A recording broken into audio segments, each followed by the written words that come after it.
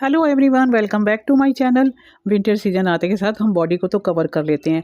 अब इसमें क्या होता है, फेस हमारी ये जो ठंडी हवाएं होती हैं विंटर सीजन की, वो फेस के ऊपर काफ़ी प्रॉब्लम क्रिएट कर देते हैं। तो कुछ DIY हैक्स आपके साथ शेयर कर रही हूँ और ये बहुत ही अच्छे DIY हैक्स हैं, वो जो आपके विंटर सीजन में काफ़ी काम आने वाले हैं अगर आप इनको यूज करती हैं।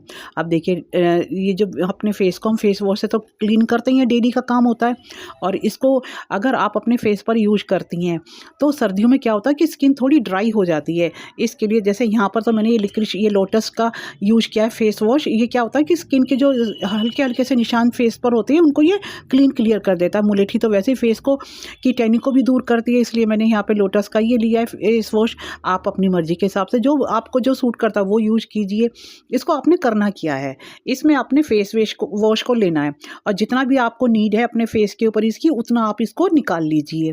और अब इसके अंदर आपने ये मैजिकल इंग्रेडिएंट यूज करना है, बेसन का। ये बेसन क्या करता है कि स्किन की हर समस्या को दूर कर सकता है।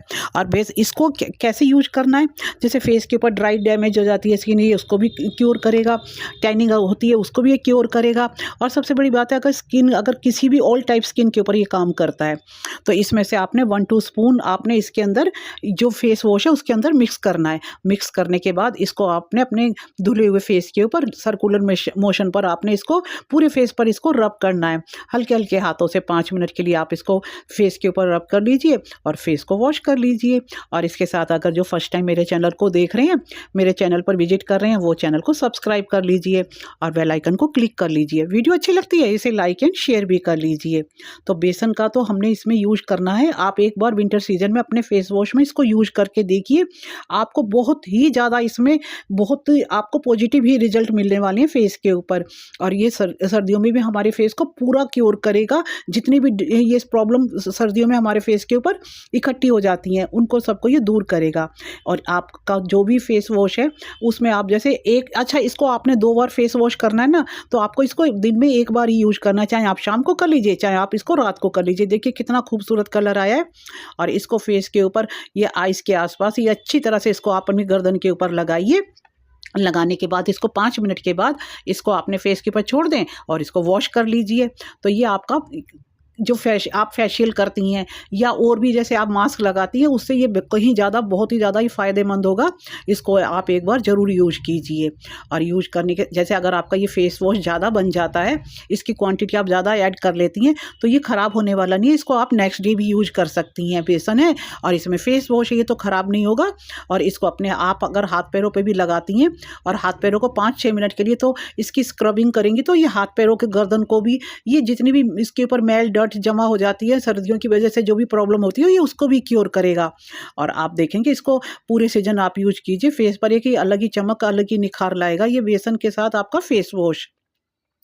और चलिए, इसमें हम और भी इसमें दिक्कत फेस के ऊपर ये आ जाती है। लोगों को ये होता है कि हमारी फेस तो जैसे स्किन जो हमारी है ऑयली है, और कोई सोचता है कि हमारी स्किन ड्राई है, तो ये ऑल टाइप स्किन के लिए काम करेगा।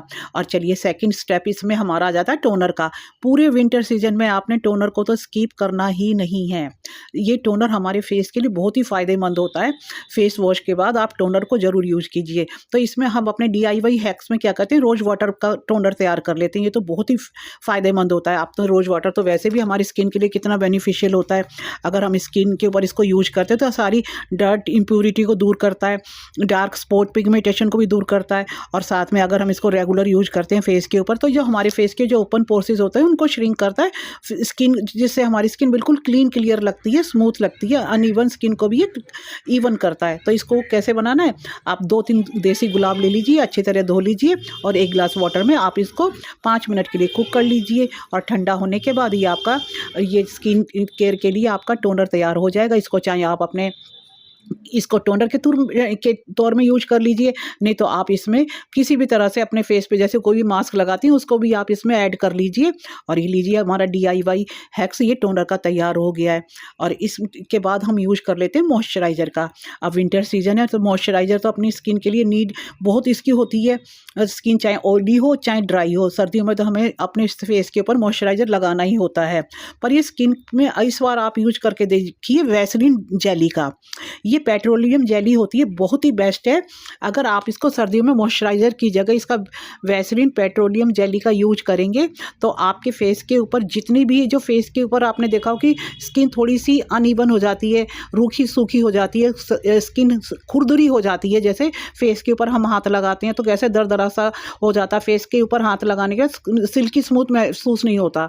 तो अगर आप वैसलीन को यूज करेंगी तो आपकी स्किन बिल्कुल सिल्की स्मूथ होगी, फेस भी बिल्कुल इवन हो जाएगा, सॉफ्ट हो जाएगा, और साथ में यह स्किन को ये टैनिंग को भी दूर करेगी और ड्राइनेस को भी दूर करेगी और बिल्कुल हमारी स्किन को बिल्कुल सॉफ्ट कर देगी, ग्लोइंग बनाएगी। इसके लिए आप 1 स्पून इसमें वैसलीन ले लीजिए। कुछ लोगों को शिकायत होती है कि जैसे वैसलीन यूज करते हैं फेस पे दाने आ जाते हैं, तो इसके लिए आपने इसमें थोड़ा सा लेमन ऐड कर लेना है, और लेमन तो विटामिन सी से भरपूर होता है। तो ये ग्लिसरीन के साथ अगर आप इसमें यूज करना चाहें तो ग्लिसरीन भी यूज कर सकती हैं, नहीं तो आप लेमन और वैसलीन को भी यूज करके अपने फेस के ऊपर लगाएंगी विंटर सीजन में, तो आपकी स्किन अपने आप ही बिना फेशियल के भी ग्लोइंग भी होगी, हाइड्रेट भी होगी। इसके बहुत ही ज़्यादा फायदे हैं वैसलीन के अपने फेस के ऊपर। आप इसको अप्लाई कीजिए और हाथ पैरों पर भी इसको साथ में अप्लाई कर सकती हैं। और इसको आपने क्या करना है, अगर आप इसमें लेमन यूज करती हैं 10-15 मिनट अपने फेस के ऊपर इसको अप्लाई रखिए।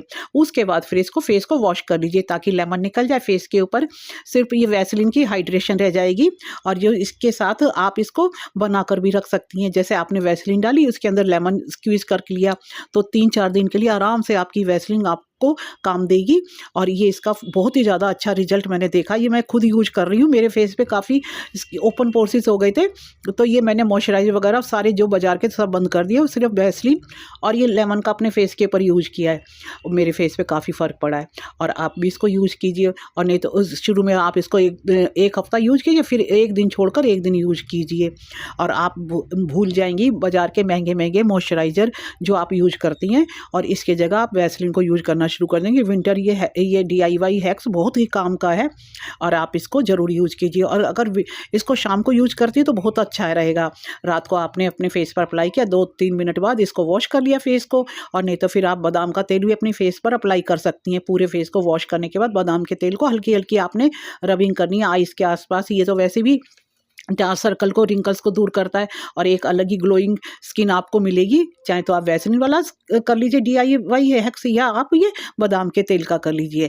चलिए अब इसमें नेक्स्ट स्टेप कर लेते हैं कि हम लोग क्या करते हैं कि सर्दियों का सीज़न आ जाता है तो हम ये हेयर केयर की जो लंबी रूटीन होती है, काफ़ी इसमें हमारा 1-1.5 घंटा तो आराम से कहीं नहीं जाता। जो अगर हम जाकर अपने बालों की हेयर केयर करते हैं, उसमें जैसे बोटॉक्स लेते हैं या कोई करते हैं, तो इसमें आप हेड मसाज अपने घर पर ही कीजिए, तो इसमें आपको बोटॉक्स जैसा ही रिजल्ट निकलेगा। इसके लिए आपने कुछ इंग्रेडिएंट यूज करने हैं, जैसे कि हमारा ये ऑलिव ऑयल हो गया और विटामिन ई के कैप्सूल हो गए। ऑलिव ऑयल तो बालों के लिए, स्किन की के लिए बहुत ही ज़्यादा बेनिफिशियल रहता है, और विटामिन ई का जो ये कैप्सूल होता है ये भी हमारी स्किन के लिए बहुत अच्छा काम करता है। अब ये बालों के हम अंदर एक और इंग्रेडिएंट यूज कर लेंगे कैस्टर ऑयल का। ये तो जैसे आपके बालों के ऊपर कमाल ही करने वाला है। अगर इसको ऑलिव ऑयल और विटामिन ई के कैप्सूल के साथ मिक्स करके अपने बालों पर इसको आपने पूरे बालों पर अप्लाई किया, स्कैल्प के ऊपर ही, ना तो ये जैसे सर्दियों में क्या होता है डैंड्रफ आने लगता है, ना तो ये डैंड्रफ आने देगा स्किन के ये हेयर के ऊपर। और अगर आप इसका स्किन के ऊपर यूज कर लेते हैं तो स्किन के ऊपर 5-10 मिनट इसको हल्की सी मालिश कीजिए, फेस की मसाज कीजिए, रबिंग करने के बाद उसके बाद फेस को वॉश कर लीजिए। और नहीं तो इसको बालों के ऊपर आपने क्या करना है, अपने बालों को अच्छी तरह धो लीजिए, और धोने के बाद अपने बालों की एक ये जो स्कैल्प के जब हेयर की रूट्स होती है उनके ऊपर इनको अप्लाई कीजिए। और उसके बाद इसको अप्लाई करने के बाद आपने आधा घंटा सिर के ऊपर लगा कर रखना है। ये आपको वैसा ही इफेक्ट देगा जैसे आप पार्लर्स में जाकर अपने बालों में केराटिन देती हैं, बोटॉक्स कराती हैं, बिल्कुल ये इसका वही रिजल्ट आने वाला है। और उसके बाद जैसे आप स्कैल्प पर लगाने के बाद बालों के एंड्स तक भी इसको आप अप्लाई कर सकती हैं। और शावर कैप अगर कोई है तो उसको आप अप्लाई कर लीजिए सिर के ऊपर, नहीं तो कोई पॉलीथीन वगैरह बांध लीजिए। और बालों पर हल्की सी इसमें आपने स्टीम देनी है, और स्टीम देने के बाद बालों को अच्छे से शैम्पू से वॉश कर लेना है। और आप देखेंगे आपके बालों की ग्रोथ भी बढ़ाएगा। और जो डैंड्रफ है या और भी सर्दियों के दिनों में स्किन के ऊपर ये साथ साथ ये हेयर के ऊपर भी काफ़ी प्रॉब्लम क्रिएट हो जाती हैं, ये उन सब प्रॉब्लम को भी दूर करेगा।